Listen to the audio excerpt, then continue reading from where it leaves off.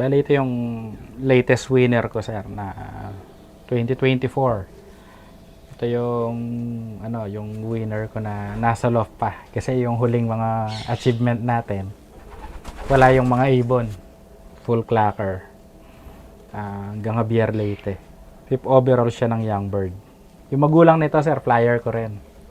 Nag-contender number 1 sa North. Nanalo ng motor, kinapos sa huli. Siguro bumawi na lang siya sa anak. Medium size lang siya pero dahil may lahi nung kay Sir Manny, apo na sa tuhod ni Blue Hope, makapal yung muscle nila. Tsaka siguro dahil na-cross na rin sa ibon ko, na yung kasing mga ibon ko, sir, yung mga lahi ni Sultan is mga malalambot yung katawan eh. Medium lang siya pero compact siya na malaki yung dito.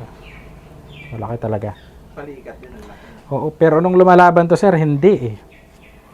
Halos manipis lang. Nung mapahinga siya, dun siya lumaki.